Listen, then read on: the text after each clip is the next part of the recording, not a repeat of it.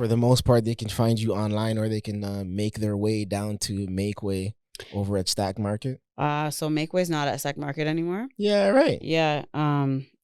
It expanded, and it's now only going up this year. Them ones, big up them man over there. It's Or the actually gal like, them too. What is it? So yeah. So Makeway is like the first first North American standalone sneaker store for women.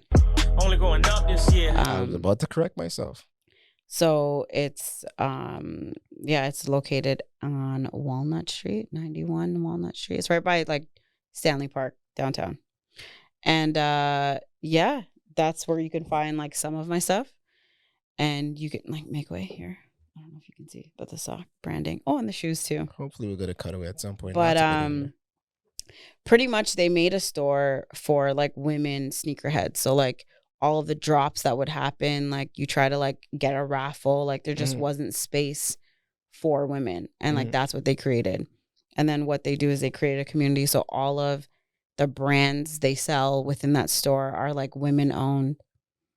I just never thought that like my little brand, you could buy like a Jordan and body ammo like together. Like I just never thought that I'd be at that level. I never thought that I would do things with like the WNBA and with Jordan and like all these things.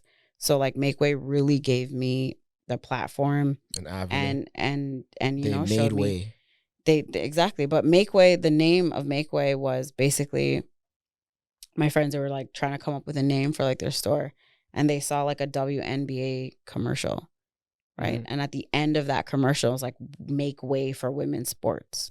And like that's how they came up with that name. And it's just like, it's just so fire to me to like have an avenue and a space to be able to like show my pieces and like get them exposed to like different platforms that I probably never would have been able to do on my own. So like I really at some like point I feel like we're gonna have to do an episode and have them on here with us or something. That that story alone, I love that moment when it hits you.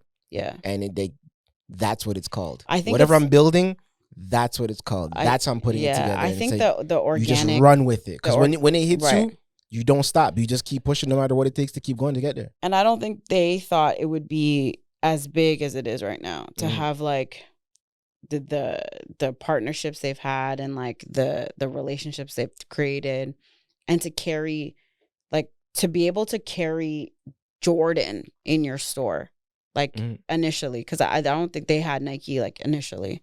Like it was like Puma and Reebok and stuff like that. But this is a lot to just starting something. Yeah. You know what I mean? Like a lot of people don't even want to start it. You don't even know where it's going to end up. Trust me. Right. And a lot of businesses, that's exactly the story. When you hear them talk about it, when they reach a certain level of success, it's like I never imagined this. Dedication and determination. Because you're scared too, right? Like you're pouring money, you're putting like time, energy, life, right? And so like for me personally, like I'd work, I have my regular 9 to 5. And then I work on body ammo from like 9 to 2 a.m. and then I'll do it over and over and over again.